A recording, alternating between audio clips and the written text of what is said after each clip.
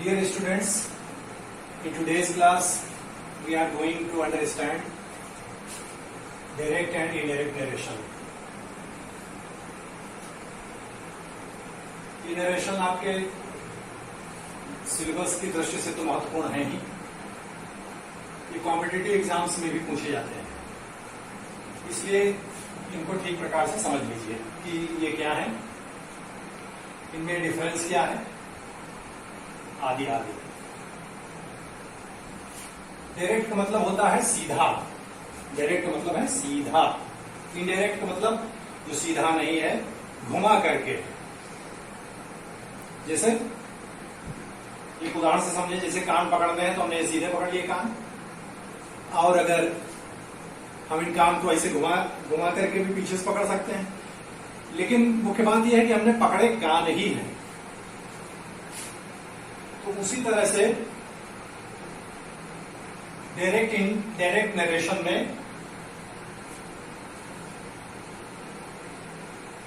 Meaning जो है वो सेम रहनी चाहिए। समझे, थोड़ा और डिटेल में समझे।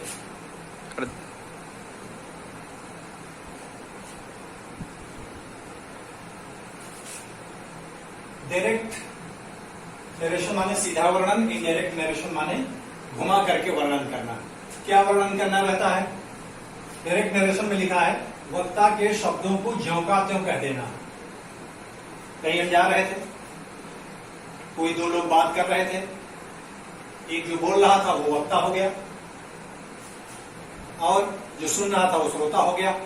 तो वक्ता के द्वारा कही गई बात को हमने सुना और हम वापस आकर के उसकी बात को किसी अन्य व्यक्ति को बताते हैं। तो जब हम बता रहे हैं किसी अन्य व्यक्ति को, तो हमने वक्ता के शब्दों को ज्यों का त्यों बोल दिया, माने उसमें कोई चेंज किया ही नहीं, जो शब्द उसने बोले थे वही कह दिया। तो वो डायरेक्ट नरेशन होता है। जैसे उदाहरण समझे, Ram said to Mohan I am going to Lucknow now. ये राम वक्ता हो गया, मोहन हो गया श्रोता। राम ने मोहन से कहा I am going to Lucknow now, मैं अब लखनऊ जा रहा हूं। तो राम ने आई कहा था तो आई बोल दिया, राम ने I am going to Lucknow कहा था तो वो बोल दिया। बिल्कुल ये राम के ही शब्द हैं, इन्वर्टेड कॉमा में इसीलिए लिखे गए हैं। जैसे कोटेशन लिखते हैं, कोटेशन में कोई परिवर्तन नहीं करते, बिल्कुल यथाभूत जो शब्द बोले थे बोलने वाले ने वही शब्द बता दिए गए हैं। तो ये डायरेक्ट नरेशन हो गया, सीधा सीधा वर्णन हो गया राम के शब्दों का। अब इधर देखें, इनडायरेक्ट नरेशन में क्या होता है? राम के शब्दों को हम बताएंगे, लेकिन कैसे बताएंगे? वक्ता के शब्दों को अपने शब्दों में कहना, अपने शब्दों में बताएंगे। अभी तक ये राम के शब्द थे, अब हम देखेंगे कि अपने शब्द हो जाएंगे। कैसे हो जाएंगे? राम टोल्ड मोहन, यहां था राम सेड टू मोहन, यहां कर दिया गया राम टोल्ड मोहन। अब ये टोल्ड जो है ये अपना शब्द हो गया। राम टोल्ड मोहन दैट, यहां दैट लग गया। राम ने मोहन को बताया कि शब्द हमने अपनी तरफ से जोड़ दिया, ये हमारा शब्द है, इसमें नहीं था कि, दैट नहीं था। राम टोल्ड मोहन दैट, इसमें था I am going to Lucknow, और इसमें हो गया he was going to Lucknow. I के स्थान पर ही कर दिया गया। राम ने कहा था मैं, और हम अब राम के शब्द बता रहे हैं तो मैं नहीं कहेंगे, वहां कहेंगे वाह, ही कह देंगे। और यहां आई एम गोइंग है, आई एम गोइंग की जगह पर यहां हो गया वॉज गोइंग, और यहां पर नाउ था और यहां हो गया देन। तो ये अपने शब्द हो गए। इस तरह से ये दैट, ये told, that, he, was going और नाउ की जगह देन। दोनों ही नरेशन में अर्थ एक ही है। इस वाक्य में भी राम लखनऊ जा रहा था, इस वाक्य में भी राम लखनऊ ही जा रहा है। तो पकड़े गए कान ही, लेकिन एक में सीधे सीधे पकड़ लिए गए और एक में ऐसे घुमा के पकड़े गए। ये बात अब देखते हैं कि जो हमारा डायरेक्ट नरेशन है उसके कितने पार्ट्स होते हैं। यहां पर एक एग्जाम्पल आपके सामने लिखा हुआ है, जो कि ये डायरेक्ट नरेशन का एग्जाम्पल है। अभी पहले देख चुके हैं आप, वही सेंटेंस है। Ram said to Mohan I am going to Lucknow now. इसमें एक पार्ट ये है जिसमें कि जो स्पीकर है जो कही गई बात को बोल रहा है, वक्ता है, और एक ये जो सुन रहा वो दिया हुआ। एक तो पार्ट ये हो गया इन्वर्टेड कामा के बाहर, इसको रिपोर्टिंग स्पीच कहते हैं। ये रिपोर्टिंग स्पीच कहा जाता है, रिपोर्टिंग स्पीच।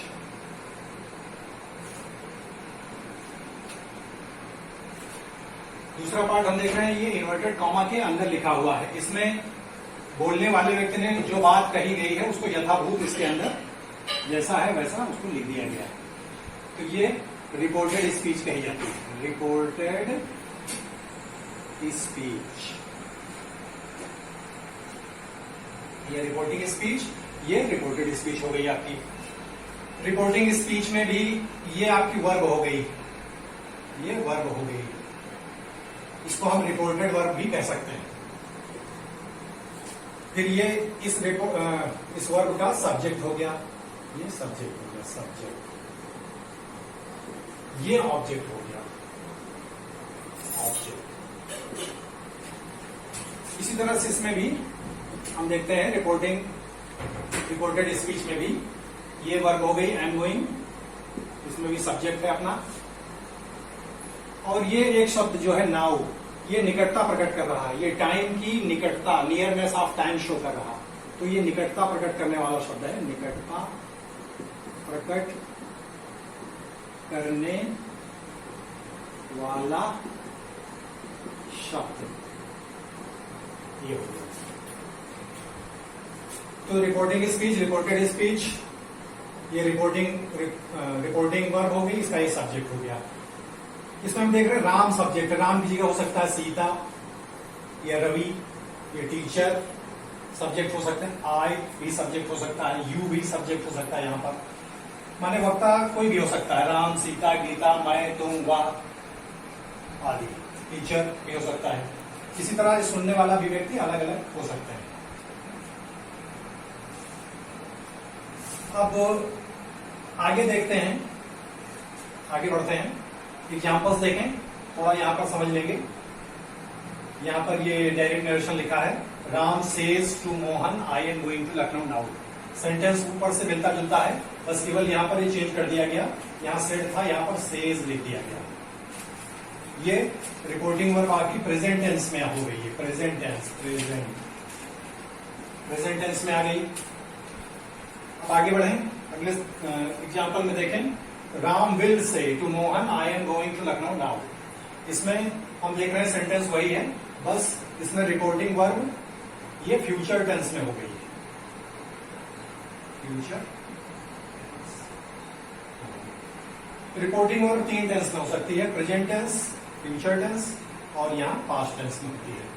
इसका इंपॉर्टेंस है, जब यहां प्रेजेंट टेंस वर्ब, ये जो वर्ब है ये पास्ट टेंस में हो अगर, तो हमको इनडायरेक्ट बनाते समय इधर की जो ये वर्ब होती है इसमें चेंज करना पड़ता है, इसको भी पास्ट टेंस में करना पड़ता है। जैसे ये एम गोइंग है तो एम गोइंग की जगह वॉज गोइंग या वर गोइंग हो जाएगा इनडायरेक्ट नरेशन बनाते समय। इसके पहले उदाहरण में आप देख भी चुके हैं। लेकिन अगर रिपोर्टिंग वर्ब प्रेजेंट टेंस में है या फ्यूचर टेंस में है तो इधर की जो ये वर्ब है रिपोर्टेड स्पीच की वर्ब के टेंस में कोई बदलाव नहीं होगा, कोई चेंज नहीं होगा। आई एम गोइंग है तो आई एम गोइंग ही रहेगा। आइए कुछ और उदाहरण समझते हैं। यहां पर 4 डायरेक्ट नरेशन के उदाहरण लिखे गए हैं, चारों अलग अलग प्रकार के हैं, चारों में कुछ न कुछ परिवर्तन कर दिया गया है। जैसे पहला देखें, I said to him I am going to Lucknow, मैंने उससे कहा मैं अब लखनऊ जा रहा हूं। इसमें हम देखें कि ये इसके पहले जो उदाहरण देखे थे उसमें राम और मोहन थे, इसमें हमने ये सब्जेक्ट और ऑब्जेक्ट बदल दिए, स्पीकर और लिसनर को बदल दिया। इसमें बोलने वाला व्यक्ति आई हो गया, सुनने वाला हिम हो गया। इसी तरह इसमें देखें, इसमें स्पीकर यू हो गया, सब्जेक्ट यू हो गया और ये ऑब्जेक्ट मी हो गया। इसमें इसी तरह से इसमें रश्मि सब्जेक्ट हो गई और इसमें देखें द टीचर सब्जेक्ट हो गया। इसमें ऑब्जेक्ट नहीं दिया गया, सुनने वाला कोई दिया ही नहीं गया। कभी कभी इस तरह के भी सेंटेंस आते हैं। इसमें देखें, इसमें the teacher said to the student, इसमें टीचर सब्जेक्ट है स्पीकर है और स्टूडेंट जो है लिसनर है, ऑब्जेक्ट है। तो इस तरह से भी आते हैं। केवल राम या मोहन ही नहीं हो सकते, अलग अलग सब्जेक्ट और ऑब्जेक्ट हो सकते हैं। अब एक चीज और समझ लें, इन्हीं वाक्यों से इधर रिपोर्टेड स्पीच की तरफ आ जाते हैं। प्रत्येक डायरेक्ट नरेशन में, प्रत्येक उदाहरण में अलग अलग रिपोर्टेड स्पीच है। इसमें लिखा I am going to Lucknow, फिर इसमें कहा गया are you going to Lucknow. ये एक असर्टिव सेंटेंस है, जबकि ये जो है इंटरोगेटिव फर्स्ट टाइप का है, एक प्रश्न है। इसको देखें, where did you sleep yesterday, तुम कल कहां सोए थे, ये भी एक प्रश्न है, इंटरोगेटिव, वो भी सेकंड टाइप का। इसमें कहा गया स्टैंड, खड़े हो जाओ, ये एक इंपरेटिव सेंटेंस है। तो इस तरह से हम कह सकते हैं कि रिपोर्टेड स्पीच में अलग अलग प्रकार के सेंटेंस आ सकते हैं। डायरेक्ट से इनडायरेक्ट बनाते समय यह पहचानना बहुत जरूरी है कि रिपोर्टेड स्पीच में आया हुआ सेंटेंस किस प्रकार का है, यह जानना बहुत आवश्यक है। एक्शन। अब आइए इनडायरेक्ट नरेशन को इनडायरेक्ट में बदलना सीखते हैं। कई चीजें, आइए अब हम डायरेक्ट नरेशन को इनडायरेक्ट नरेशन में बदलना सीखते हैं। अलग अलग प्रकार के सेंटेंस हम लोगों ने लिए हैं, जिनमें अलग प्रकार के सब्जेक्ट ऑब्जेक्ट हैं, और सेंटेंस भी ये जो रिपोर्टेड स्पीच में ये भी अलग अलग प्रकार के हैं। तो कई तरह के परिवर्तन करने पड़ते हैं। ऊपर के उदाहरण में हमने देखा था कि रिपोर्टेड स्पीच की जो वर्ब है उसमें चेंज करने पड़े थे, प्रोनाउन जो थे उसमें बदलाव करना पड़ा, और जो नियरनेस शो करते हैं, वर्ड निकटता दिखाते हैं, उनमें चेंज करना पड़ा था। तो देखते हैं ये सेंटेंस पहला, आई सेड टू हिम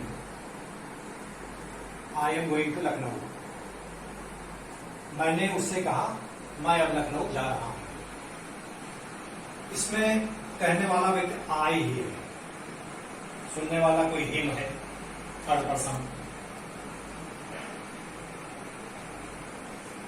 तो इसको इनडायरेक्ट बनाने का तरीका यह है, इसमें सबसे पहले देखेंगे कि रिपोर्टेड स्पीच किस प्रकार का सेंटेंस है। तो हम पहले ही बता चुके हैं कि ये एक असर्टिव सेंटेंस है। असर्टिव, ये सेंटेंस हमारा असर्टिव है। तो इस कारण से इसको जो बनाना शुरू करेंगे, तो सबसे पहले आई जैसे है वैसे आई उतार लेंगे, यहां पर लिख लेंगे सेड टू। इसको हम चेंज करेंगे क्योंकि ये असर्टिव सेंटेंस है ये, तो इसको हम टोल्ड में बदल देंगे। सेड टू की जगह पर हमने टोल्ड लिख दिया, आई टोल्ड हिम। ऑब्जेक्ट वैसे ही रहेगा, आई टोल्ड हिम। ये इतना हो गया। ये हमने रिपोर्टिंग स्पीच का हिस्सा इस तरफ चेंज करके लिख लिया इनडायरेक्ट में। अब इतना हिस्सा हो गया। अब यहां से कॉमा इन्वर्टेड कॉमा शुरू होते हैं, तो इनडायरेक्ट में हम कॉमा इन्वर्टेड कॉमा को हटा देते हैं, नहीं लगाते हैं, उनको लगाने की कोई जरूरत नहीं। अब यहां पर बीच में कनेक्टिव लगता है दैट। जब रिपोर्टेड स्पीच कोई असर्टिव सेंटेंस हो तो हम कनेक्टिव दैट का प्रयोग करते हैं। I told him that. अब ये हमारे पास प्रोनाउन आई आ गया। प्रोनाउन में भी चेंज करना पड़ता है। आई कुछ अगर फर्स्ट पर्सन का प्रोनाउन आए, फर्स्ट पर्सन में आई और वी आते हैं, और इनके जो अलग अलग फॉर्म है वो आते हैं, आई, माई, मी, वी, आवर, अस। ये फर्स्ट पर्सन के प्रोनाउन है। इनको हम रिपोर्टिंग स्पीच के वर्ब के सब्जेक्ट के अनुसार बदलेंगे। रिपोर्टिंग स्पीच की वर्ब ये है, इसका सब्जेक्ट ये है, यानी इस आई को हम आई के अनुसार बदलेंगे। अगर ये देखें तो ये दोनों आई एक ही व्यक्ति हैं, इससे दोनों एक ही व्यक्ति प्रकट हो रहे हैं। तो यहां भी आई है, यहां भी आई है, तो यहां भी आई ही रहेगा, इसमें कोई चेंज नहीं होगा। अगर यहां पर राम होता तो ये आई राम के अनुसार, राम थर्ड पर्सन है तो वो ही में चेंज हो जाता है। लेकिन चूंकि आई यहां भी है, आई यहां भी है, तो यहां भी आई हो गया। I told him that I am going, ये प्रेजेंट कंटिन्यूअस टेंस है, इसको हम पास्ट कंटिन्यूअस टेंस में बदल देंगे। क्यों बदल देंगे? क्योंकि ये रिपोर्टिंग वर्ब पास्ट टेंस में, अगर प्रेजेंट या फ्यूचर में होती तब इसमें कोई चेंज नहीं किया जाता है, ये बात पहले बताई जा चुकी है। आई एम गोइंग की जगह हमने वॉज गोइंग कर दिया। I told him that I was going, आगे टू लखनऊ ऐसे ही उतार लेंगे, इसमें कोई चेंज नहीं करना है, फुल स्टॉप। तो एक बार फिर समझ लेते हैं, ये रिपोर्टिंग बदल के टोल्ड हो गई, फिर आगे हिम वैसे उतार लिया, कनेक्टिव दैट का प्रयोग किया, प्रोनाउन को आई के अनुसार बदला तो आई ही रहा। ये टेंस बदल गया इस रिपोर्टेड स्पीच की वर्ब का, प्रेजेंट कंटिन्यूअस से पास्ट कंटिन्यूअस हो गई। संबंधित पास्ट टेंस को बदल देते हैं। प्रेजेंट कंटिन्यूअस है जैसे तो पास्ट कंटिन्यूअस में हो जाती है, प्रेजेंट इंडेफिनिट होती तो पास्ट इंडेफिनिट में कर देते, प्रेजेंट परफेक्ट होती तो पास्ट परफेक्ट में कर देते। आगे कोई परिवर्तन नहीं किया, वैसे उतार दिया। अगर यहां नाउ होता तो यहां पर देन कर देते, हिंदी में अब की जगह कर देते तब। अब आगे देखें अगला sentence, you said to me are you going to Lucknow. इसमें भी यू से ही शुरू करेंगे, यू। अब इसमें देखें कि रिपोर्टेड स्पीच एक इंटरोगेटिव फर्स्ट टाइप सेंटेंस है, इंटरोगेटिव फर्स्ट टाइप का सेंटेंस है, तो इसमें थोड़ा चेंज होगा। जैसे यहां टोल्ड किया गया था, यहां सेड टू की जगह पर आस्क्ड हो जाएगा, पूछा। इसमें तक बताया, इसमें हो गया पूछा, यू आस्क्ड मी हो गया, यू आस्क्ड मी। इतना ये बदल करके ऐसे लिखा है, यू सेड टू मी का हो गया यू आस्क्ड मी। अब यहां जैसे कनेक्टिव दैट लगाया था, इसमें दैट नहीं लगाएंगे, इसमें इफ लगा देंगे। इफ होता है की किया, यू आस्क्ड मी इफ। अब ध्यान से देखना, इस सेंटेंस को असर्टिव सेंटेंस के रूप में लिखेंगे। इंटरोगेटिव सेंटेंस है, इसको असर्टिव बना देंगे। कैसे बनाएंगे? इसमें are you going to Lucknow है तो हो जाएगा you are going to Lucknow, ऐसे हो जाएगा। फिर you are going to Lucknow में टेंस का परिवर्तन करेंगे, फिर उसमें प्रोनाउन का परिवर्तन करेंगे। तो are you going to Lucknow को हमने कर लिया you are going to Lucknow. अब यू को, यू एक सेकंड पर्सन का प्रोनाउन है, इसको हम इस ऑब्जेक्ट के अनुसार बदलते हैं, रिपोर्टिंग वर्ब के ऑब्जेक्ट के अनुसार बदलते हैं। तो ये मी है, तो यू की जगह पर हो जाएगा I. If you are going to Lucknow हो जाएगा आई, और आर की जगह हो जाएगा was. If I was going to Lucknow, question mark हट जाएगा, फुल स्टॉप लगेगा, कॉमा इन्वर्टेड कॉमा हटा दीजिए। इतने परिवर्तन सेट टू की जगह आस्क भी कर दिया गया, कनेक्टिव इफ लगाया गया, are you going to Lucknow का हो गया you are going to Lucknow, you are going बदल करके हो गया I was going to Lucknow.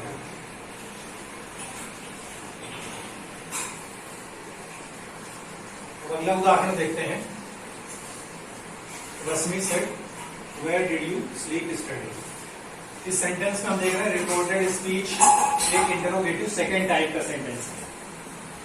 ये सेंटेंस ये इंटरोगेटिव सेकेंड टाइप है, इंटरोगेटिव सेकेंड टाइप का सेंटेंस है। अब इसका इंडायरेक्ट किस प्रकार बनाएंगे, वैसे ही शुरू करते हैं। इसमें जो सब्जेक्ट वो लिख लेते हैं इंडायरेक्ट में, रश्मि सेड नहीं रहेगा, इसमें चेंज हो जाएगा, इसमें ऑब्जेक्ट नहीं दिया गया है, लेकिन उससे कोई फर्क नहीं पड़ता। ध्यान रहे, जिस डायरेक्ट नरेशन में रिपोर्टेड स्पीच एक असर्टिव सेंटेंस हो और उसमें रिपोर्टिंग वर्ब का ऑब्जेक्ट न दिया गया। अब इसमें देखिए हमने ऑब्जेक्ट को हटा दिया, केवल ऐसे लिखा होता आई सेड। यहां पर किससे बात कही गई वो ऑब्जेक्ट नहीं दिया गया, तो ये टोल्ड को हम हटा देंगे, टोल्ड नहीं होता है, सेड का सेड ही रह जाता है, आई सेड दैट। तो लेकिन यहां पर देखेंगे कि ये असर्टिव सेंटेंस नहीं है, इंटरोगेटिव सेकंड टाइप का एक सेंटेंस है, तो इसमें ये सेड का सेड नहीं रहेगा, इसमें हम आस्क्ड में इसको बदल देंगे, आस्क्ड, आस्क्ड। इसमें हमने कनेक्टिव इफ लगाया था, इफ या वेदर बताया था कि लगाते हैं। इसमें कनेक्टिव का काम ये क्वेश्चन वर्ड यही करेगा, वेयर, रश्मि आस्क्ड वेयर। अब इसके आगे इतना सेंटेंस ये बचा, यहां से लेकर ये हिस्सा, इसको भी हम असर्टिव सेंटेंस में बदलेंगे, जैसे कि ये सेंटेंस असर्टिव में बदला गया था, वैसे ही इसको भी हम बदलेंगे। डिड यू स्लीप यस्टरडे का हो जाएगा यू स्लेप्ट यस्टरडे, और फिर उसमें भी टेंस परिवर्तन करेंगे और प्रोनाउन में परिवर्तन करेंगे। तो यू बदल करके यू को हम बदलेंगे ऑब्जेक्ट के अनुसार। यहां ऑब्जेक्ट कोई दिया नहीं, यहां पर रिपोर्टिंग वर्ब का कोई ऑब्जेक्ट दिया नहीं, ये सेकंड पर्सन है, सेकंड पर्सन के प्रोनाउन को हम रिपोर्टिंग वर्ब के ऑब्जेक्ट के अनुसार बदलते हैं। ऑब्जेक्ट जब दिया नहीं है तो हम इसको चाहे तो यू को यू में ही पड़ा रहने दें, इसमें कोई परिवर्तन न करें, चाहे तो ही में बदल सकते हैं या अन्य किसी फर्स्ट पर्सन या सेकंड पर्सन या थर्ड पर्सन बदल सकते हैं, लेकिन हमने यू को यू ही रहने दिया क्योंकि यहां पर कोई ऑब्जेक्ट नहीं दिया। रश्मि आस्क्ड वेयर यू, अब टेंस बदल जाएगा, ये पास्ट इंडेफिनिट है, पास्ट इंडेफिनिट बदल करके पास्ट परफेक्ट टेंस में बदलता है, तो यू के बाद ये हेल्पिंग और हैड लगाएंगे पास्ट परफेक्ट टेंस के अनुसार। वेयर यू हैड, और फिर वर्ब की थर्ड फॉर्म लगाएंगे gone, where had you gone yesterday को हम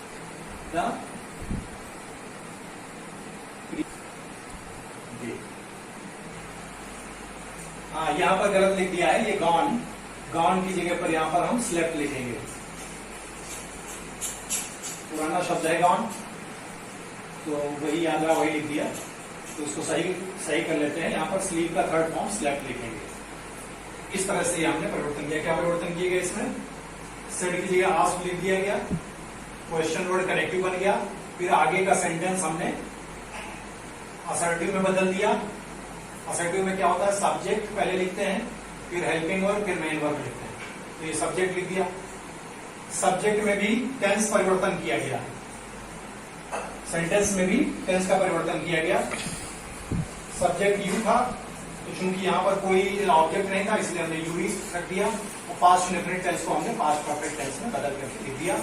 और ये निकटता प्रकट करने वाला शब्द था यस्टरडे, तो इसको हमने द प्रीवियस डे में चेंज कर दिया। अब अगला उदाहरण देख लेते हैं। The teacher said to the student stand up, teacher ने स्टूडेंट से कहा खड़े हो जाए। इसमें किसी से कुछ करने के लिए कहा जा रहा, तो ये एक इंपरेटिव सेंटेंस है। इंपरेटिव, ये सेंटेंस हमारा इंपरेटिव है। अब इसके अनुसार इधर परिवर्तन होंगे, तो इसका इंडायरेक्ट इस प्रकार बनेगा, the teacher said, the teacher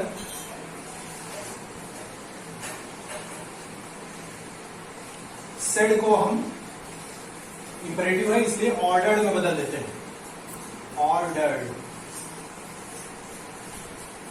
अगर ये ऑर्डर के सेंस में कहा गया तो ऑर्डर्ड में, रिक्वेस्ट के सेंस में कहा गया तो रिक्वेस्टेड में बदल देते हैं, एडवाइस के सेंस में कहा गया तो एडवाइज्ड में बदल देते हैं। इसका जो सेंस है, इसका जो भाव है, उसके अनुसार हम रिपोर्टिंग वर्ब को बदलते हैं।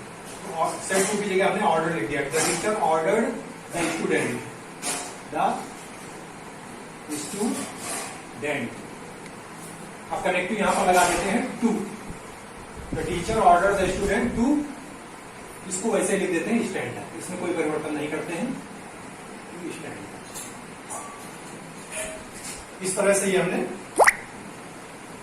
चार प्रकार के अलग अलग जो सेंटेंस थे रिपोर्टेड स्पीच में उनको बदलना सीखा, और प्रोनाउन कैसे बदले जाते हैं, टेंस कैसे बदला जाता है, ये हमने सीख लिया।